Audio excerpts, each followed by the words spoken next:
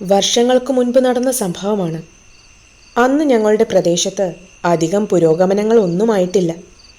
വീട്ടിൽ ഞാനും എൻ്റെ അപ്പച്ചനും അമ്മയും ഞാൻ പാപ്പൻ എന്ന് വിളിക്കുന്ന എൻ്റെ അപ്പച്ചൻ്റെ അനിയൻ്റെ ഫാമിലിയുമാണ് താമസം. പാപ്പന് 2 കുട്ടികളാണ്. എന്നും അത്താഴം കഴിഞ്ഞ് വീടിൻ്റെ കോലായിലിരുന്ന് അപ്പച്ചനും പാപ്പനും തമ്മിൽ വിശേഷം പറച്ചിലുണ്ട്. ചിലപ്പോഴൊക്കെ അത് പാതിരാവരെ നീളും.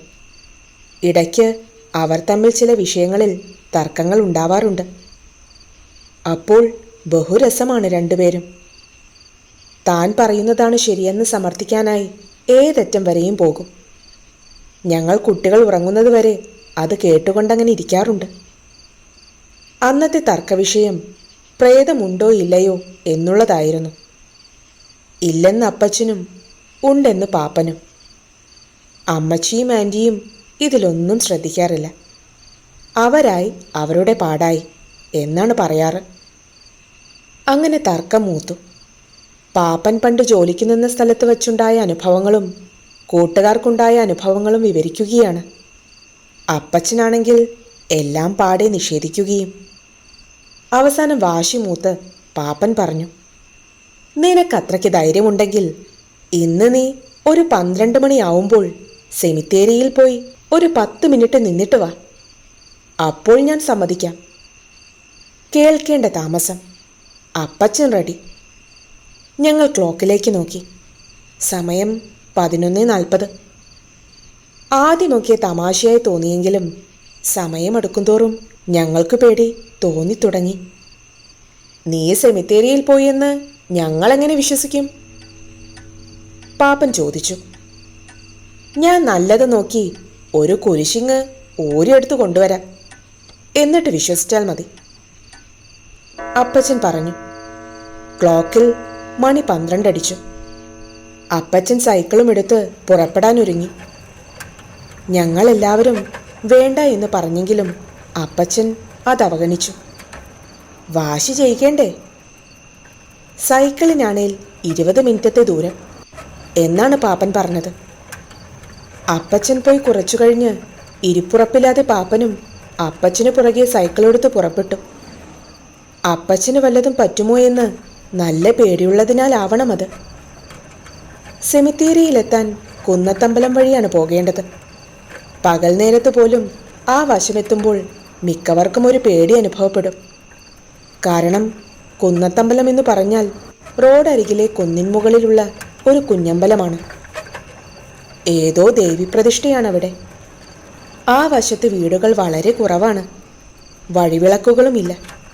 അതുകൊണ്ട് തന്നെ ആ വശം രാത്രി മുഴുവൻ ഇരുട്ടിലാണ്ട് കിടക്കും. മാത്രമല്ല, രാത്രി സഞ്ചരിച്ച പലരും ദേവിയുടെ പോക്കുവരവ് കണ്ട് പേടിച്ചിട്ടുമുണ്ട്. പോക്കുവരവ് എന്ന് പറഞ്ഞാൽ ദേവി താലമെടുത്ത് സർവാഭരണ വിഭൂഷിതയായി നീരാടാൻ പോകുന്നതാണത്രേ. മനുഷ്യർക്ക് അത് നേരിട്ട് കണ്ടുകൂടാ. കുന്നത്തമ്പലം കഴിഞ്ഞ് കുറച്ചുകൂടി പോകുമ്പോൾ റോഡ് വക്കിലൊരു പാലമരം നിൽപ്പുണ്ട്. തെക്കേ പറമ്പത്ത് കുഞ്ഞപ്പൻ ചേട്ടൻ തൂങ്ങി മരിച്ചത് ഈ പാലമരത്തേലാണ്. കുഞ്ഞപ്പൻ ചേട്ടന് കള്ള് ചെത്തായിരുന്നു ജോലി. രാത്രിയായാൽ ചില്ലറ മോഷണവുമുണ്ട്. അങ്ങനെ ഒരു രാത്രി കുന്നത്തമ്പലത്തിനടുത്തുള്ള പറമ്പിൽ തേങ്ങ മോഷ്ടിക്കാൻ കയറിയപ്പോൾ ദേവിയുടെ പോക്കുവരവ് കണ്ട് പേടിച്ച് ബുദ്ധിഭ്രമം ബാധിച്ച് കുറച്ചുനാൾ നടന്നു. പിന്നീട് ഈ പാലമരത്തിൽ തൂങ്ങി മരിച്ചതാണ് എന്നാണ് ആളുകൾ പറയുന്നത്. ഈ 2 കടമ്പകളും കടന്നു വേണം അപ്പച്ചന് സെമിത്തേരിയിലെത്താൻ. ഇങ്ങേർക്ക് ഈ പാതിരാത്രി എന്തിൻ്റെ കേടാണ് എന്നും പറഞ്ഞ് അമ്മച്ചിയും ആൻറ്റിയും വന്ന് ഞങ്ങൾക്കൊപ്പം കോലായിലിരുന്നു. പാപ്പൻ സൈക്കിൾ വേഗത്തിൽ ചവിട്ടി മുൻപേ പോയ അപ്പച്ചൻ്റെ ഒപ്പമെത്തി. എടാ വേണ്ടടാ, തിരിച്ചു പോകാം എന്നൊക്കെ പറഞ്ഞെങ്കിലും അപ്പച്ചൻ നിൽക്കുന്ന മട്ടില്ല. അങ്ങനെ കുന്നത്തമ്പലമെത്തി. എങ്ങും കൂരിരുട്ട്. അപ്പച്ചൻ വേഗത്തിൽ പോവുകയാണ്. പാപ്പൻ അമ്പലത്തിന് നേരെ എത്തിയതും നോക്കരുതെന്നാണ് വിചാരിച്ചതെങ്കിലും അറിയാതെ മുകളിലേക്ക് നോക്കിപ്പോയി. ഒന്നേ നോക്കിയുള്ളൂ. ഉഗ്രമായൊരു വെളിച്ചം പാപ്പൻ്റെ കണ്ണുകളിൽ വന്നു തറച്ചു. അലർച്ചയോടെ പാപ്പൻ മറിഞ്ഞു വീണു. ശബ്ദം കേട്ട് അപ്പച്ചൻ തിരിഞ്ഞു നോക്കി. പാപ്പൻ നിലത്തു കിടക്കുകയാണ്. അപ്പച്ചൻ തിരിച്ചു വന്ന് പാപ്പനെ പിടിച്ചെഴുന്നേൽപ്പിച്ചു. പുള്ളി ആലില പോലെ നിന്ന് വിറയ്ക്കുകയാണ്. എന്തു പറ്റിയടാ? അപ്പച്ചൻ ചോദിച്ചു. പാപ്പൻ മുകളിലേക്ക് കൈ ചൂണ്ടി. അപ്പച്ചൻ ആകാംക്ഷയോടെ മുകളിലേക്ക് നോക്കിയെങ്കിലും വിശേഷാൽ ഒന്നും തന്നെ കണ്ടില്ല. എല്ലാം നിന്റെ വെറും തോന്നലാണ്, അപ്പച്ചൻ പാപ്പനോട് പറഞ്ഞു. തിരിച്ചു പോകാമെടാ, പാപ്പൻ ഒരു കണക്കിൽ പറഞ്ഞൊപ്പിച്ചു. പാപ്പൻ്റെ അവസ്ഥ കണ്ടിട്ട് അപ്പച്ചന് ചിരിയാണ് വന്നത്. അപ്പച്ചൻ വീണുകിടന്ന സൈക്കിൾ പരിശോധിച്ചു. സൈക്കിളിൻ്റെ ചെയിൻ പൊട്ടിയിരിക്കുകയാണ്. ശരിയാക്കാതെ ഓടിക്കാൻ പറ്റില്ല. അതെടുത്ത് റോഡ് സൈഡിൽ കൊണ്ടുപോയി ലോക്കിട്ട് വെച്ചു. പാപ്പനെയും കയറ്റി യാത്ര തുടർന്നു. അടുത്തത് പാലമരമാണ്. അപ്പച്ചൻ്റെ പുറകിലിരുന്നതുകൊണ്ട് അത്ര പേടി തോന്നിയില്ല. എങ്കിലും അവിടം കഴിയുന്നതുവരെ കണ്ണടച്ചിരുന്നു. ഭയമില്ലാത്തവരെ പ്രേതം ആക്രമിക്കില്ല എന്നാണ് പൊതുവെ ഒരു പറച്ചിൽ. പ്രേതത്തെ പേടിയില്ലാത്ത ഒരാൾ കൂടെ ഉണ്ടെന്നുള്ള അല്പ ആശ്വാസത്തിലാണ് പാപ്പൻ അവിടം കടന്നുകൂടിയത്. അപ്പച്ചൻ ഒന്നും നോക്കാതെ വേഗത്തിൽ ചവിട്ടി വിടുകയാണ് സെമിത്തേരിയിലേക്ക്. ഇറങ്ങ്! അപ്പച്ചൻ്റെ ഒച്ച കേട്ടാണ് പാപ്പൻ കണ്ണു തുറന്നത്. നോക്കിയപ്പോൾ പള്ളിമുറ്റം. പള്ളിയുടെ സൈഡിലൂടെ വലത്തോട്ട് തിരിഞ്ഞാൽ സെമിത്തേരിയായി. നീ വരുന്നുണ്ടോ ഉള്ളിലേക്ക്? അപ്പച്ചൻ ചോദിച്ചു. പാപ്പൻ എന്ത് ചെയ്യണമെന്നറിയാത്ത അവസ്ഥയിൽ നിന്നു. കൂടെ പോയില്ലെങ്കിൽ ഒറ്റയ്ക്ക് നിൽക്കണം. പോകാമെന്ന് വെച്ചാൽ സെമിത്തേരിയുടെ ഉള്ളിലേക്കാണ്. അന്തം വിട്ടു നിൽക്കുന്ന പാപ്പനെ അവിടെ ഉപേക്ഷിച്ചിട്ട് അപ്പച്ചൻ സെമിത്തേരിയിലേക്ക് കയറി. അകം മുഴുവൻ കൂരിരുട്ട്. ഒരു ടോർച്ചെടുക്കാത്തതിൽ അപ്പച്ചന് പശ്ചാത്താപം തോന്നി. കുറച്ചു കഴിഞ്ഞപ്പോൾ പതിയെ നിലാവ് പരന്നു.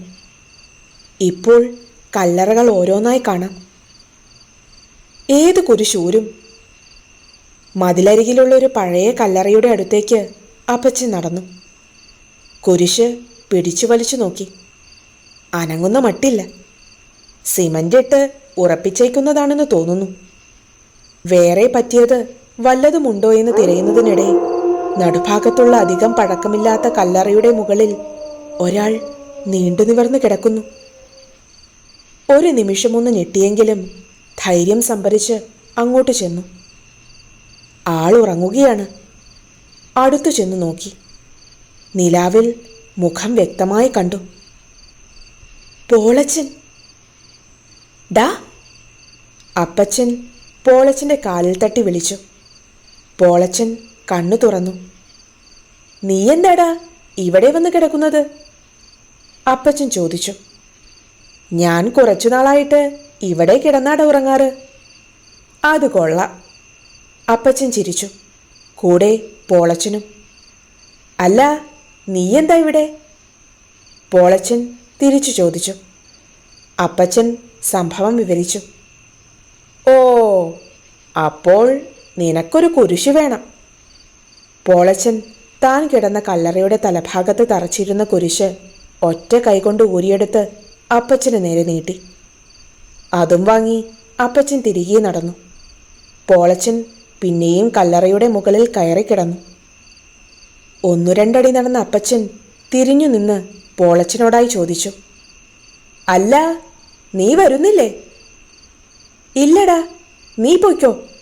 എനിക്കിപ്പോ ഇവിടെയാ സുഖം, പോളച്ചൻ കിടന്നുകൊണ്ട് തന്നെ മറുപടി പറഞ്ഞു. അപ്പച്ചൻ പിന്നെ നിന്നില്ല. കുരിശുമായി പാപ്പൻ്റെ അടുത്തേക്ക് നടന്നു. കുരിശും പൊക്കിപ്പിടിച്ച് വിജയശ്രീ ലാളിതനായി വരുന്ന അപ്പച്ചനെ കണ്ടപ്പോൾ പാപ്പൻ്റെ ശ്വാസം നേരെ വീണു. ഭാഗ്യം, പ്രേതം കൊന്നിട്ടില്ല. സൈക്കിളിൻ്റെ ഫ്രണ്ടിൽ കുരിശും തൂക്കിയിട്ട് പാപ്പനെയും പുറകിലിരുത്തി അപ്പച്ചൻ സൈക്കിൾ വീട്ടിലേക്ക് ആഞ്ഞു ചവിട്ടി. ഇത്തവണ പാലമരത്തിൻ്റെയും കുന്നത്തമ്പലത്തിൻ്റെയും മുൻപിലൂടെ തിരിച്ചുപോയപ്പോൾ പാപ്പന് കാര്യമായ പേടിയൊന്നും തോന്നിയില്ല. വീരശൂര പരാക്രമിയായ ചേട്ടനല്ലേ കൂടെ. അങ്ങനെ വീട്ടുമുറ്റമെത്തി. ഞങ്ങളെല്ലാം വഴിയിലേക്ക് കണ്ണും നട്ടിരിക്കുകയാണ്. എത്തിയതും കുരിശുയർത്തി അപ്പച്ചൻ്റെ വക ഉറക്കിയുള്ള ഡയലോഗ്. ഇപ്പോൾ എല്ലാവർക്കും മനസ്സിലായില്ലേ, ഈ ലോകത്ത് പ്രേതവുമില്ല, ഒരു മണ്ണാങ്കട്ടിയുമില്ലെന്ന്. പാപ്പൻ ഇളിഭ്യ ചിരിച്ചിരിച്ചു. എടാ, അതുമാത്രമല്ല, നമ്മുടെ സെമിത്തേരിയിലും രാത്രി ആൾതാമസമൊക്കെയുണ്ട്, അപ്പച്ചൻ പറഞ്ഞു. അതാര്? ഞങ്ങൾക്ക് ആശ്ചര്യം. നമ്മുടെ പോളച്ചൻ. അവൻ കുറച്ചു നാളായിട്ട് രാത്രി അവിടെ കിടന്നാണ് ഉറങ്ങുന്നതെന്ന്. അവനല്ലേ എനിക്ക് ഈ കുരിശൂരി തന്നത്. നീ ഏത് പോളച്ചൻ്റെ കാര്യമാണ് ഈ പറയുന്നത്? നമ്മുടെ കുരിശുവീട്ടിൽ പോളച്ചൻ. പാപ്പൻ്റെ ഉള്ളിലും കേട്ടുനിന്ന് ഞങ്ങളുടെ ഉള്ളിലും പെട്ടെന്നൊരു വെള്ളിടി വെട്ടി. എടാ, അവനല്ലേ കഴിഞ്ഞ മാസം വെള്ളത്തിൽ വീണ് മരിച്ചത്? പാപ്പൻ്റെ തൊണ്ടയിലെ വെള്ളം വറ്റി. അപ്പച്ചൻ ശക്തിയായി ഒന്ന് ഞെട്ടി. ശരിയാണ്. ചൂണ്ടയിടാൻ പുഴയിൽ പോയ പോളച്ചനെ കാണാതായിട്ട് 3-ാം പക്കം കുറേ ദൂരം തെക്കോട്ട് മാറി തൂമ്പിൻകുഴിയിൽ പൊങ്ങിയപ്പോഴാണ് കിട്ടിയത്. ആ പോളച്ചനാണ് തനിക്ക് കുരിശൂരി തന്നിരിക്കുന്നത്. വിയർത്തു പോയ അപ്പച്ചൻ കയ്യിലിരുന്ന കുരിശ് വെളിച്ചത്തേക്ക് പിടിച്ചു നോക്കി. അതിൽ ഇങ്ങനെ എഴുതിയിരിക്കുന്നു: പോളച്ചൻ 51 വയസ്സ്, കുരിശുവീട്ടിൽ.